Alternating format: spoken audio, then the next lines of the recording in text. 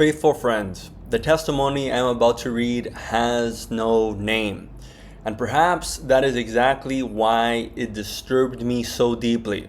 The man who sent it to me is an American soldier still on active duty. He asked me not to reveal where he was, when it happened, or how he survived, but he allowed me to share one thing: what he saw when he crossed to the other side. Stay until the end, because in the conclusions, I will reveal to you exactly the two concrete gestures that were shown to him to protect you with ingredients that you probably already have in your kitchen right now.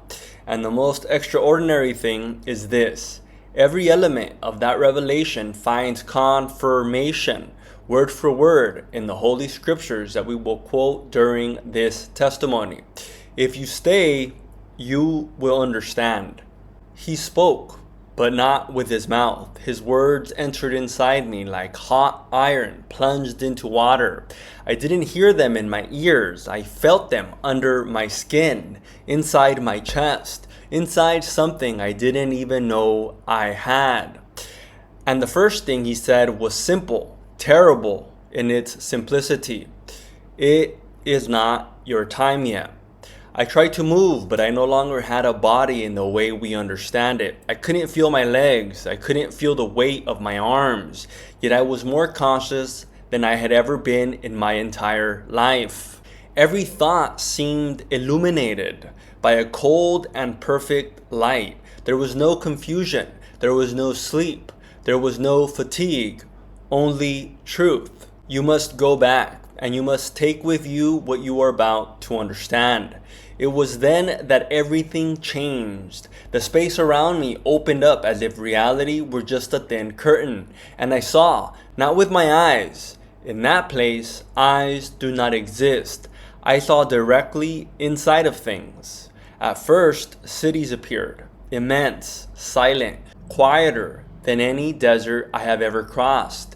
Empty streets, traffic lights changing colors without anyone passing by, closed doors, dark shop windows. The wind dragged scraps of paper across the intersections, but no human voices could be heard. No children, no laughter, no life. Then I saw the houses. People sitting in the dark with a television turned on in front of them. Entire families who no longer spoke to one another. Husbands and wives separated by something invisible. Children looking at their parents like strangers. It was not a violent destruction. It was worse. It was slow, silent. It entered inside human beings inch by inch. I felt the presence speak again. Many will think that evil arrives with noise, but the most dangerous evil arrives in silence. In that instant, I saw very long white corridors, laboratories, sealed doors, men with faces covered by the cold light of the rooms. They moved their hands over glass containers inside of which something pulsed slowly, like live flesh immersed in liquid. These were not confused men. They were not madmen. And that was the horror of it. They were lucid, convinced they were right. What will be released upon the earth will not be born from nature alone. When he uttered those words, I felt a chill run through my chest. I saw maps, numbers, graphs. I saw men sitting around huge tables talking about human life the way people talk about merchandise. And behind them, I perceived something else, something that had no face but a presence, an ancient darkness. Intelligent, patient. The book of Revelation says the dragon gave him his power, his throne, and great authority. And there I understood that those words were not just poetic symbols. They were descriptions. The images began to hit me faster and faster. I saw hospitals full but silent, people isolated for months, elderly people dying while looking at doors that never opened, young people locked in their rooms, slowly losing the will to live, women crying without knowing how to explain why, men staring at the ceiling, until dawn, unable to feel peace for even a single minute. But the worst thing was not the physical pain. It was the desperation. It was the feeling that God had disappeared. I heard a woman scream in the silence of her own kitchen, "Why doesn't he help us?" And those words hurt me more than blood, more than the wounds received in war, because I understood that the real goal was not to destroy the human body. It was to break faith. To convince men that the sky was empty, that praying was useless, that humanity was alone. Many will lose faith, not because they will stop living, said the president, but because they will stop hoping. In that moment, I saw something I will never forget. A kind of dark mist slowly descending over the cities. It wasn't smoke. It wasn't a cloud. It was like sadness made alive. It entered houses without opening doors, and when it touched people, their eyes changed. They became empty, tired, cold. I saw men who once prayed kneeling only before screens. I saw people accepting anything just to feel safe again. I saw fear become a religion. And the president said, when men live only to save the body, they end up surrendering the soul. I was afraid, a real fear, not the fear of combat, not what you feel when bullets pass close to you. This was different. It was the sudden feeling that evil was much closer than the world believes. Then the presence showed me something even more terrible. Empty churches. Crosses removed from walls, people laughing at prayer as if it were madness. And in the midst of all this, I saw small groups of men and women gathered in houses with lit candles and worn Bibles in their hands. They prayed in low voices, while outside the world slowly fell into darkness. And around them, I saw light, real, alive, not huge, not spectacular, but strong enough to keep the darkness away. Whoever stands firm will see the light in the midst of darkness. Those words ran through me like fire. Then he showed me the remedy. I saw a family walking through their house in total silence. Not a normal silence, a heavy silence, almost alive, as if even the walls were waiting for something. The father walked slowly with a small bottle of holy water clenched in his hands. The mother followed behind him, praying in a low voice. I couldn't distinguish all of the words clearly. It was as if the prayer came from very far away, but I felt it had authority. Every sentence seemed to strike the air itself. They entered room by room, the kitchen, the bedrooms, the hallways. Every door was marked, every window, every bed. And then I saw the thing that made me freeze. In the corners of the house, there was something. I couldn't see it completely, but I perceived rapid, dark, almost animal movements. Shadows huddled in the darkest spots of the rooms. And every time that water was sprinkled, accompanied by prayer, those presences retreated back like insects hit by light. It was not imagination. I understood it immediately. That house was truly changing. The air itself became different, lighter, easier to breathe. The faces of the family changed as they moved forward. The child, who was trembling at first, stopped crying. The woman slowly raised her head again. Even the walls seemed less dark. And the presence said to me, "Many will seek shelters outside, but the first place to be purified is one's own home." In that instant, I understood something I had never understood while reading the Bible as a normal man. The scriptures were not just spiritual words. They were instructions, invocations, protection, preparation. Then the vision changed. I saw another family, poorer, sitting around a worn wooden table. On the table were simple things, common ingredients, stuff that millions of people have in their kitchens without even really looking at it. Bitter herbs, lemon, honey, garlic, hot water letting steam rise into the cold room, But the important thing was not the ingredients. It was what happened while they prepared them. They prayed. Not like someone reciting words by heart. They prayed like people who know they need God to stay alive. The mother slowly stirred the infusion while the father read a passage from scripture. And I saw something moving around them. Not a spectacular light, something deeper, a calm force, solid, as if that house had become invisible to something that was passing outside.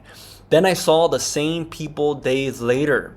Outside, the world continued to fall into fear. People screamed, argued, slowly went mad, locked in their rooms. But that family was still standing firm.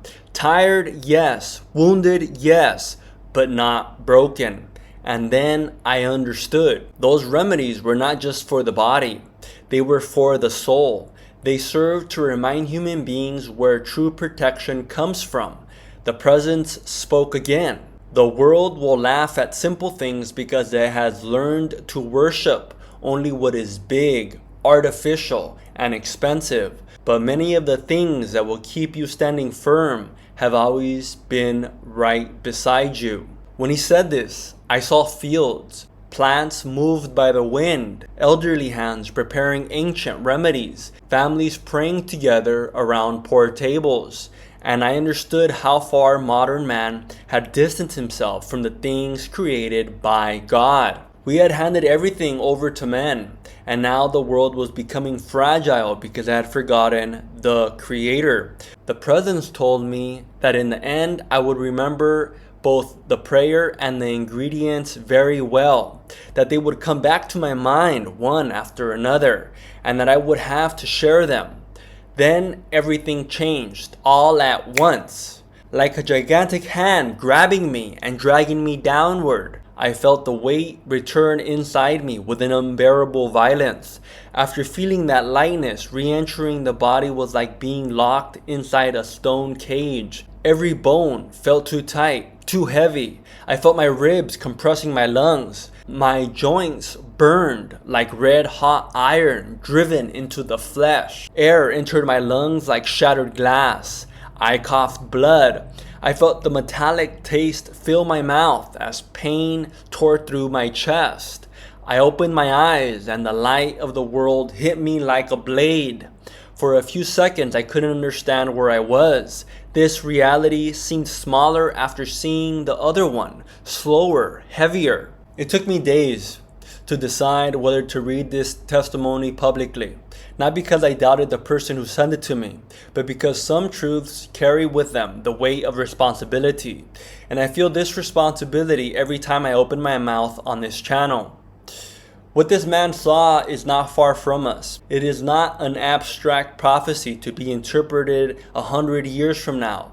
It is something that anyone looking with open eyes can already begin to glimpse. In the way people talk, or no longer talk. In the way trust has become more fragile. In the way loneliness has become a normal condition, even inside houses that are full of people. The part that I cannot get out of my head is that of the people who will lose their faith in the darkest moment. Not because they are weak, but because no one prepared them. No one told them this darkness is expected. Going through it does not mean God is not there. It means you are living the most important test of your existence. Jesus himself in the Gospel of John says, "In the world you will have tribulation, but take courage. I have overcome the world." He did not say you will not have tribulation. He said, take courage. And then there are those two gestures, the blessing of the house, the infusion, simple, concrete, within anyone's reach, yet loaded with a meaning that goes far beyond the physical act. They are an act of positioning. They are the way you indicate, the way you say, with your hands, with your body, with the ingredients you have in your kitchen. I know what side I stand on.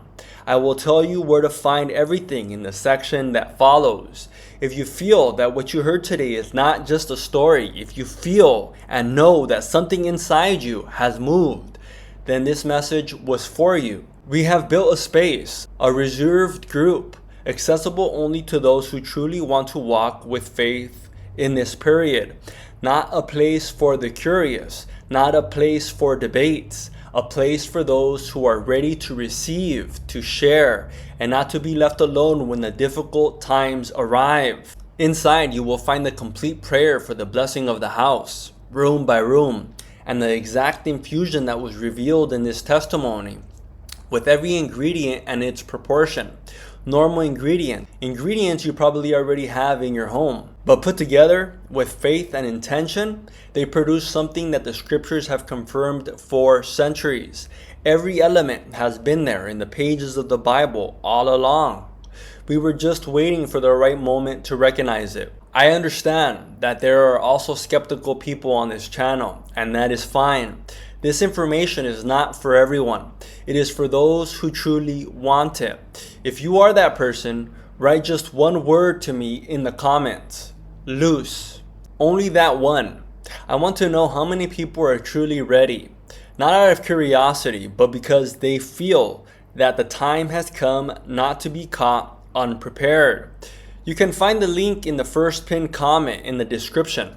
But beware, this space is not open to everyone. It is for those who are truly Christian, for those who want to walk seriously, without judgment, in a community of true solidarity. If you are that person, we are waiting for you. Otherwise, don't do it. He who has ears to hear, let him hear. For other videos like this one, I recommend these videos here. See you on the other side.